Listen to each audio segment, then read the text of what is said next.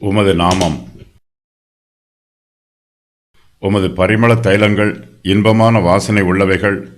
உமது நாமம் ஊற்றுண்ட பரிமள தைலமாயிருக்கிறது. ஆகையால் கன்னியர்கள் உம்மை நேசிக்கிறார்கள். மணவாட்டி கிறிஸ்துவின் அன்பை தன்னுடைய பிரியமான வார்த்தைகளினால் விவரிக்கிறாள். கிறிஸ்துவின் அன்பு இன்பமான வாசனை உள்ளவைகள். அவை பரிமள தைலங்களைப் போல திவ்ய வாசனை உள்ளவை.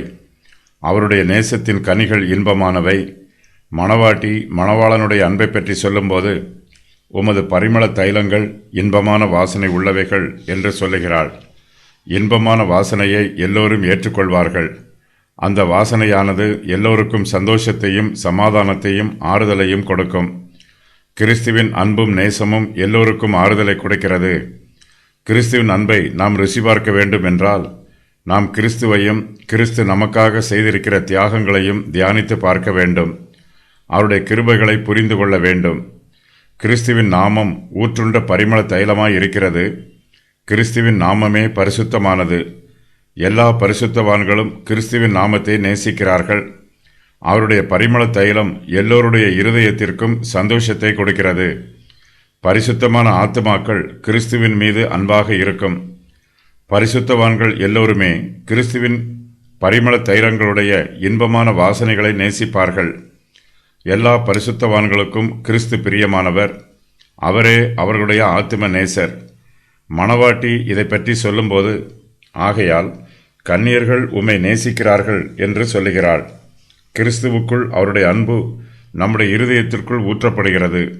கிறிஸ்துவின் நாமம் ஊற்றுண்ட பரிமள தைலம். நம்முடைய இயல்பான சுபாவத்தில் பாவமும் சாபமும் இருக்கிறது. நம்முடைய இருதயம் பாவத்தினால் கரைபடிந்திருக்கிறது. பாவத்தின் துர்நாற்றத்தினால் நம்முடைய இருதயம் கெட்டுப்போய் இருக்கிறது. அசுத்தமாக இருக்கும் நம்முடைய இருதயத்தின் மீது கிறிஸ்துவின் பரிமள தைலம் தாராளமாய் ஊற்றப்படுகிறது.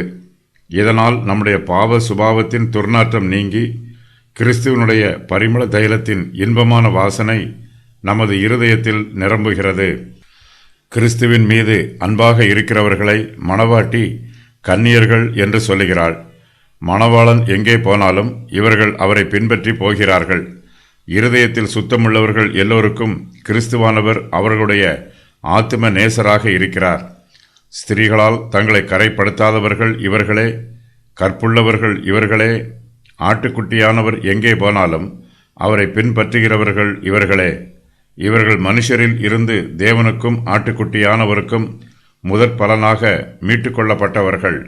வெளிப்படுத்தின விசேஷம் 14:4.